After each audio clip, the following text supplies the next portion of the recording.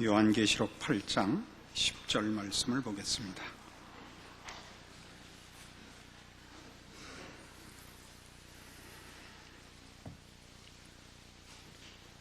요한계시록 8장 10절과 11절 말씀입니다. 셋째 천사가 나팔을 부니 횃불같이 타는 큰 별이 하늘에서 떨어져 강들의 3분의 1과 여러 물샘에 떨어지니 이 별 이름은 쑥이라. 물들의 3분의 1이 쑥이 되매 그 물들이 쓰게 됨을 인하여 많은 사람이 죽더라. 이 셋째 천사의 나팔입니다. 이 재앙은 그 앞에 있었던 둘째 천사의 나팔 재앙과 상당히 흡사한 데가 있습니다. 둘째 천사의 나팔 재앙은 불붙는 큰 산과 같은 것이 바다에 던지운 재앙이었습니다. 셋째 천사가 나팔을 부니까 횃불같이 타는 큰 별이 강에 떨어지는 것입니다. 이 별이 떨어지자 그 물들이 쓰게 되었다 이렇게 되어 있습니다. 그리고 그 물이 쓰게 된 이유는 그 별이 쑥인 탓이라 이렇게 되어 있죠. 그 별 이름이 쑥이라 이렇게 되어 있죠. 쑥은 물론 아주 쓴 맛을 내는 풀입니다. 그런데 성경에서 쑥을 등장시킬 때는 구약 성경을 보면 공의의 타락인 우상 숭배로 인한 그 쓴 결실을 상징하기 위하여 쑥이 등장을 합니다. 그러니까 우상 숭배의 결과로 쓴 결실을 자초하는 것을 말하죠. 그러니까 이 두 번째 천사 재앙에서도 불타는 큰 산이 말하자면 어떤 천재지변이기보다 그 바벨론이 가졌던 그 우상 제단을 상징한다 그랬죠. 그런 식으로 지금 이 셋째 천사의 재앙에도 불붙는 큰 별이 무슨 하늘로부터 운석이 떨어지는 그런 것은 아닌 것 같습니다. 오히려 이 어떤 일월성신이라는 것은 이제 고대 사회에서는 우상적 대상이었으니까 그런 우상을 섬기는 일로 인한 자초된 재앙 이런 것들이 더 여기서 의미하는 것이 아니겠나 싶습니다. 우선 이 쑥으로 표현하는 이 쓴 결과들은 조금 전에 설명과 같이 우상 숭배의 결과를 성경은 즐겨 표현하곤 했다 그랬습니다. 아모스 6장에 가보십시다. 구약 성경 아모스 6장 구약 성경 1280페이지입니다.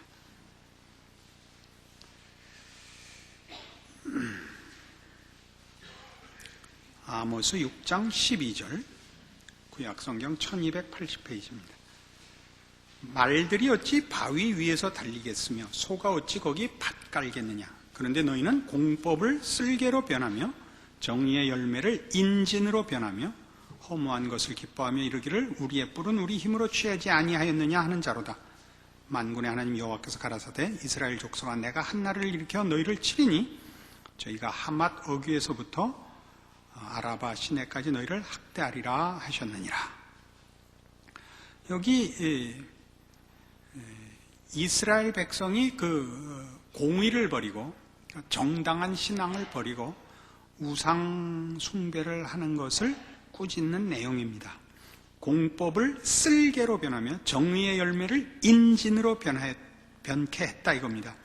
이건 이제 다 여기 직접적으로 쑥이라는 풀이 등장하지는 않지만 쑥과 공통되는 쓴맛을 그 공통 분모로 가집니다.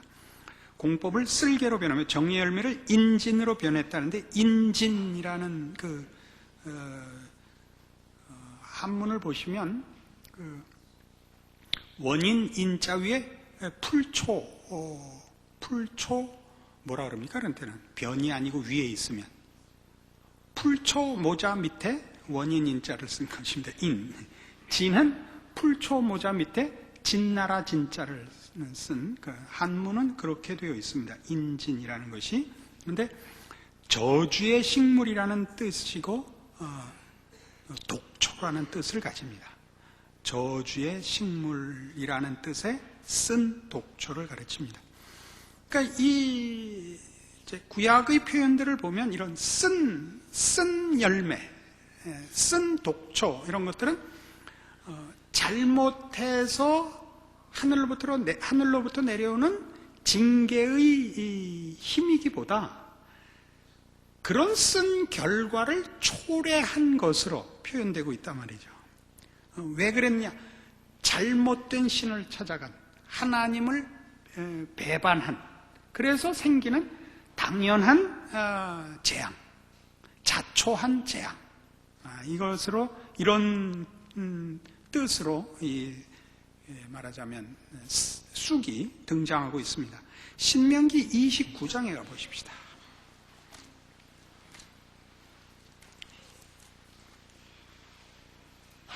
신명기 29장 14절, 구약성경 308페이지입니다. 신명기 29장 14절. 모세가 죽기 전에 이스라엘 백성들한테 이제 그 유언하는 장면이죠. 단단히 이제 하나님 앞에서의 신앙을 지키라는 맹세를 시키는 장면입니다. 14절. 내가 이 언약과 맹세를 너희에게만 세우는 것이 아니라 오늘날 우리 하나님 여호와 앞에서 우리와 함께 여기 선 자와 오늘날 우리와 함께 여기 있지 아니한 자에게까지니 우리가 애굽 땅에 어떻게 거하였었는지 너희가 여러 나라를 어떻게 통과하여 왔었는지 너희가 알며 너희가 또 그들 중에 있는 가증한 것과 목석과 은금의 우상을 보았느니라.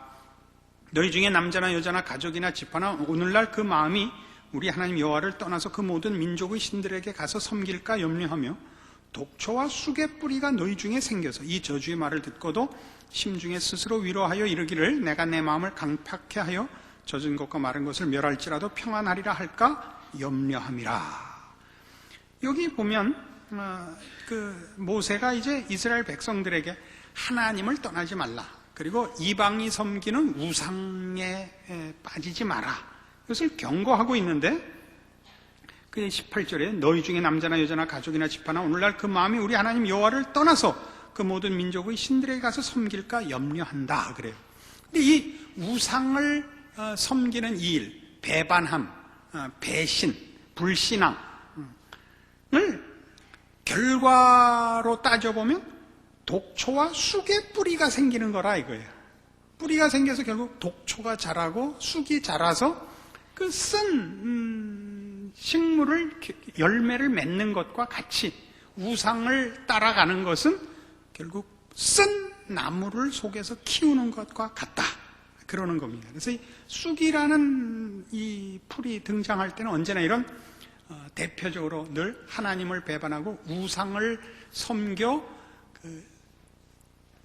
참담한 결과를 자초하는 것을 상징하고 있습니다.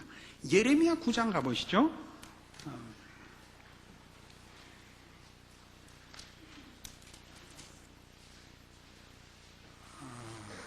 1066페이지입니다. 구약성경 1066페이지, 예레미야 9장 12절입니다.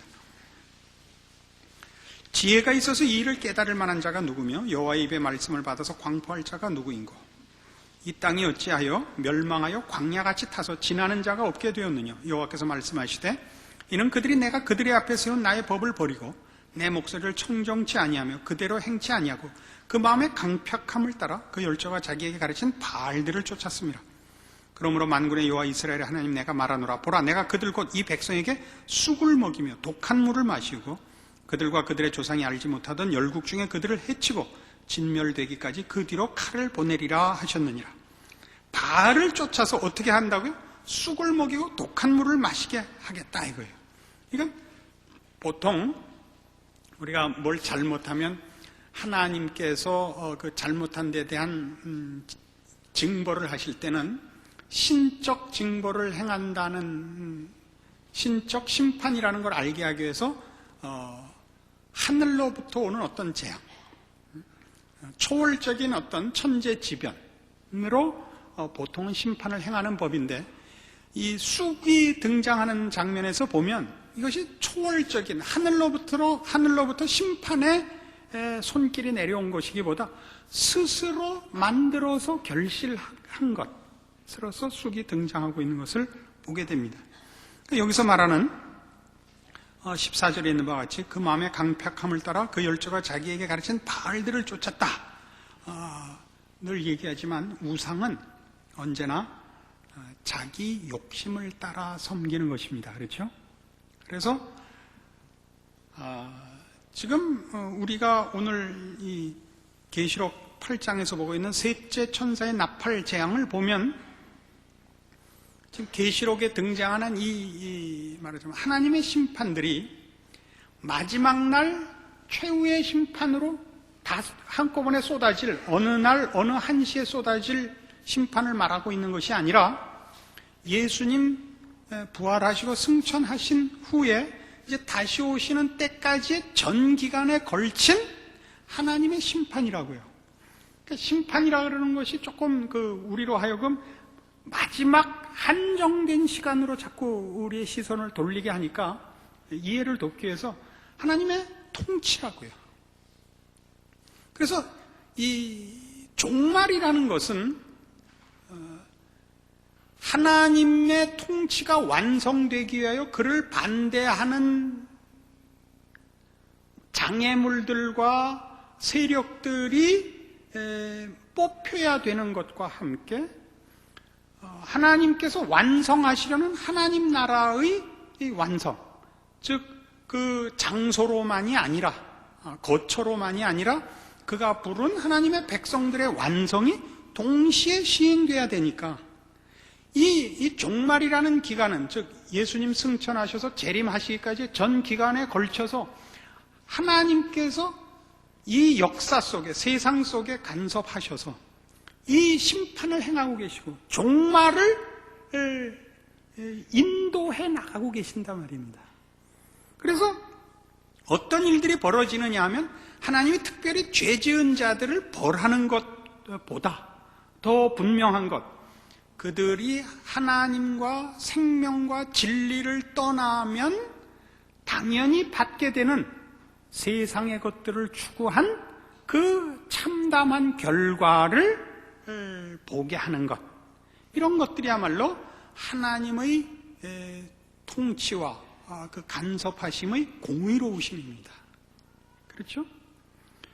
그래서 오늘 이런 모습들은 다 우리가 지금도 하나님께서 세상 모든 사람들에게 저들이 헛된 것을 쫓음으로 인하여 스스로 불행을, 비참함을 자초하고 있다고 저들에게 가르치고 계시고 우리 성도들로 보게 하사 이 세상이 우리에게 유혹하고 시험하는 것들로 우리에게 의와 진리와 거룩을 결실시킬 수 없다는 것을 보게 하며, 그래서 우리로 하여금 지금 이 세상과 역사를 다른 어떤 것들이 주도하는 것이 아니라 하나님이 주도권을 갖고 계시며 모든 인생과 모든 역사에 하나님이 유일한 주재자시다라는 걸 보게 한다는 것입니다.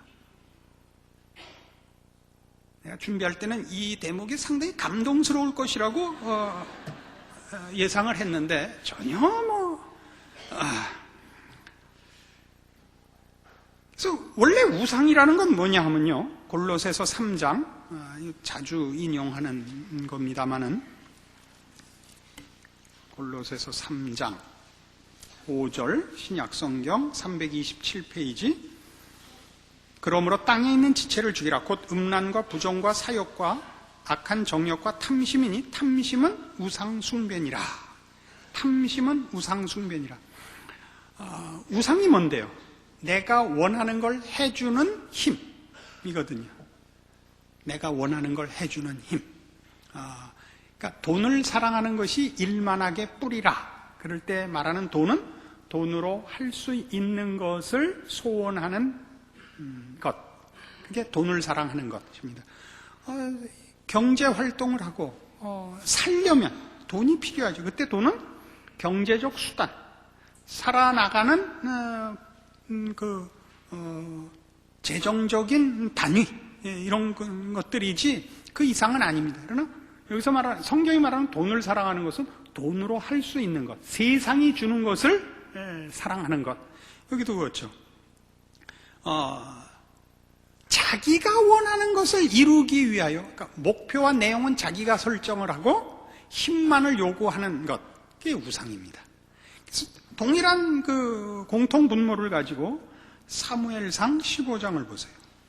여러분 잘 아시는 사울이 왕이 되어서 구약성경 432페이지입니다. 왕이 되어서 그 첫 명령, 아말렉을 진멸하고 오라고 했을 때 불순종했죠. 그 불순종해놓고 여호와께 번제로 드리려고 이 전리품을 가져왔다 그랬을 때 사무엘의 꾸중입니다. 사무엘상 15장 22절. 사무엘이 가로되 여호와께서 번제와 다른 제사를 그 목소리에 순종하는 것을 좋아하심같이 좋아하시겠나이까. 순종이 제사보다 낫고 듣는 것이 수양의 기름보다 나으니 이는 거역하는 것은 사술의 죄와 같고 완고한 것은 사신 우상에게 절하는 죄와 같음이라. 왜 거역하는 것이 우상에게 절하는 걸까요? 기독교 신앙의 가장 대표적인 특징은 순종입니다. 기독교 신앙을 왜 순종을 신앙의 가장 대표적인 특징으로 꼽느냐?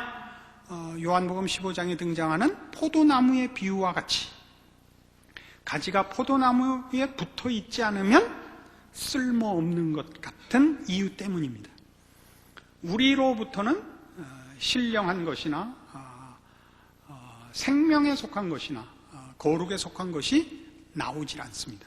우리는 모두 가지와 같습니다. 이 가지가 포도나무에 붙어 있어야 비로소 결실하는 것 같이 포도나무 줄기로부터만 모든 생명에 필요한 것들을 공급받는 것 같이 우리는 하나님께 붙어 있을 때만 하나님으로부터만 그리스도를 통하여 우리에게 지혜와 의와 거룩과 구속이 우리에게 허락되는 것입니다. 그래서 순종이 요구되는 것은 무지하든가 맹종하라는 의미가 아니고 영혼에 속하고 생명에 속하고 진리에 속하는 것은 다 하나님으로부터만 유일하게 근원한다 라는 개념에서 순종을 요구하는 것이요, 그 하나님을 외면하는 것은 내가 주인이 되고 목표가 되고 내용이 되며 그것을 이루는 방법으로만 신을 요구할 때 그때는 언제나 우리는 우상을 찾게 되는 것입니다. 그러면 뭐가 되죠? 우상을 찾을 때는 이미 내가 내 욕심을 이루자고 했고 그래서 우리 마음에 쑥을 심는 꼴이다 이겁니다. 그래서 언제나 그 결과를 뭘로 본다? 쓴 독초를 먹는 결과를 자초한다. 이게 오늘 이 가르치는 지금 셋째 나팔 재앙의 핵심입니다. 그래서 이 횃불같이 타는 큰 별도 그런 차원에서 말하자면 사람들이 그런 신성시하고 하나의 우상으로 섬겼던 어떤 것들을 상징하는 것이라 이렇게 생각이 듭니다. 이 성경에서 이런 불타는 큰 별, 횃불같이 타는 이라 생각, 이렇게 빛나는 큰 별, 그럼 대표적인 구절이 이게 생각나야 됩니다. 이사야 14장.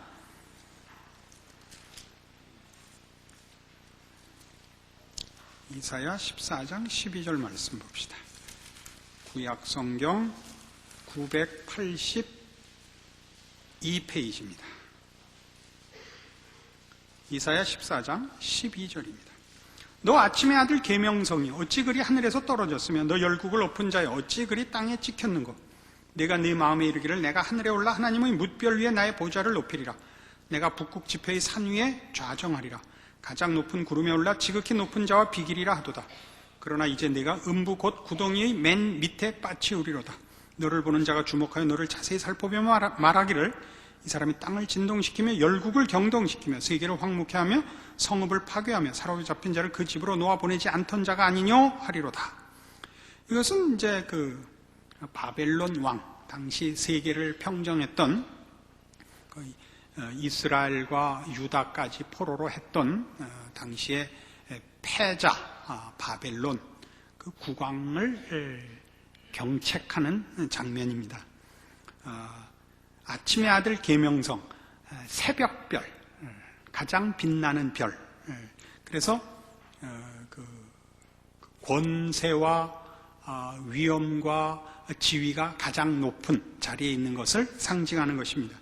이 새벽별이라는 그 이미지를 지금 우리 오늘 보는 셋째 나팔 재앙에 빌려오고 있는 것입니다. 그 이미지를 차용해서 횃불같이 타는 큰 별입니다. 그러니까 이건 다 무슨 세상에서 힘쓰는 것들이겠죠. 세상적 지위일 수도 있고 세상적 권세일 수도 있고 세상에서 힘쓰는 것들일 겁니다. 그것이 결국은 우리에게 뭘 주느냐? 우리 모두에게 쓴 결실을 자촉해 하고 있습니다. 그러니까 사실은 따져보면 하나님께서 언제나 우리의 이 원통함을 갚아주실 것입니까?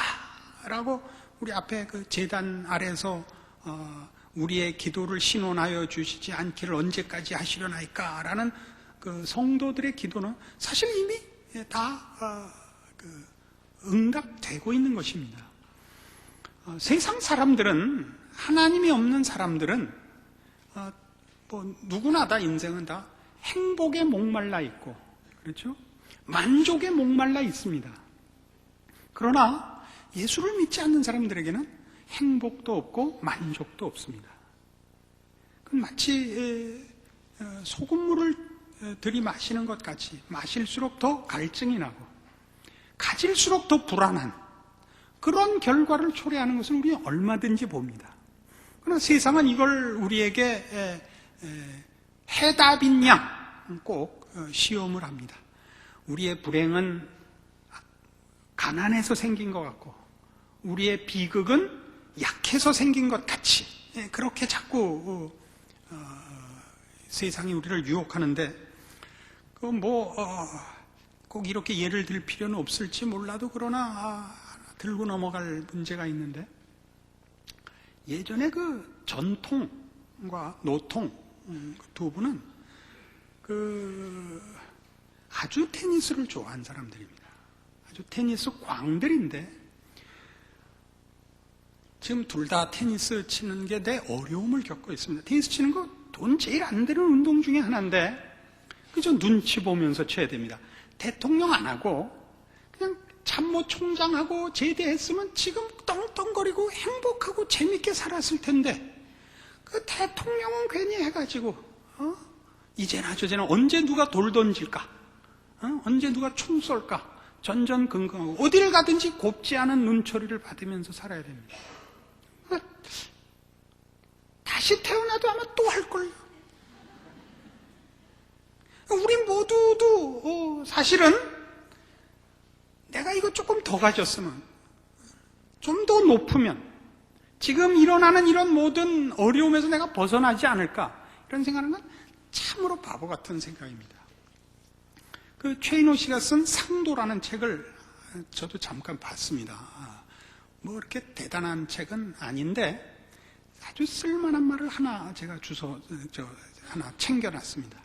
현자는 모든 자에게 배우는 사람이요. 강자는 자기를 이기는 사람이요. 부자는 자족하는 사람이라. 이 끝에 걸 좀 명심해 주십시오.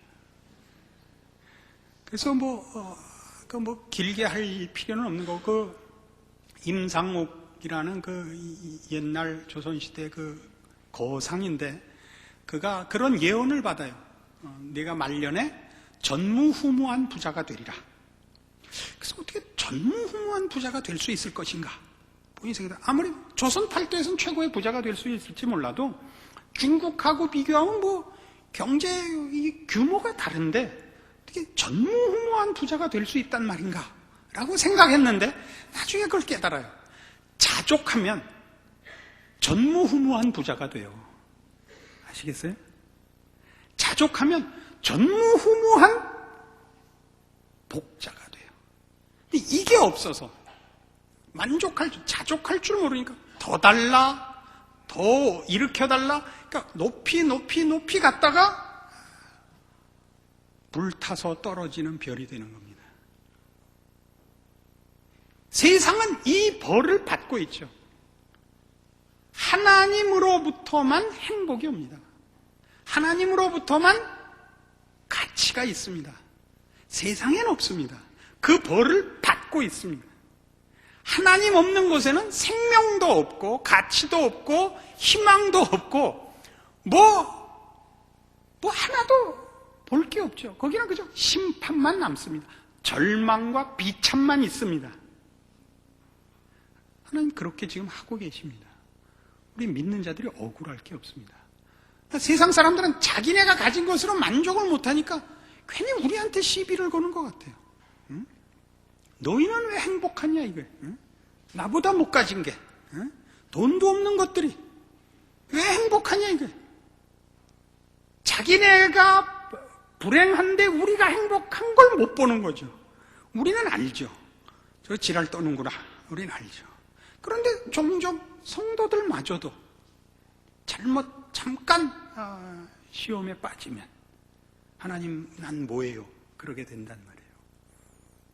무엇이 신자된 보상이며 무엇이 불신자의 재앙인가?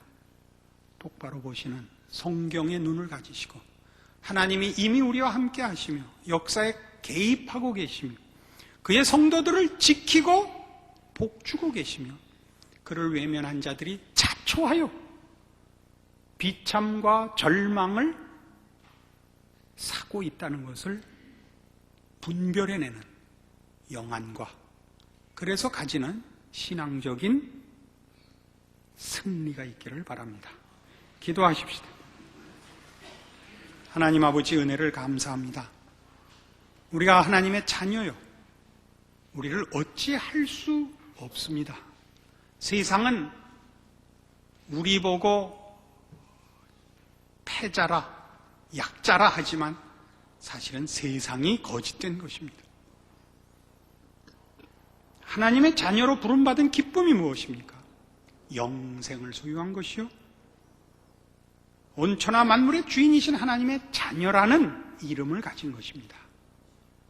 이 복을 놓치지 않는 저희들 되게 하사 이미 그의 백성들을 지키시며 하나님을 외면한 영혼들에게 스스로 만들어낸 저 실패와 비참을 맛보게 하시는 하나님의 심판을 목도하는 영안을 가지고 우리의 신자된 소망을 지켜나가며 지켜야 할 믿음을 지켜나가는 우리의 인생이 되게 하여 주시옵소서. 예수님 이름으로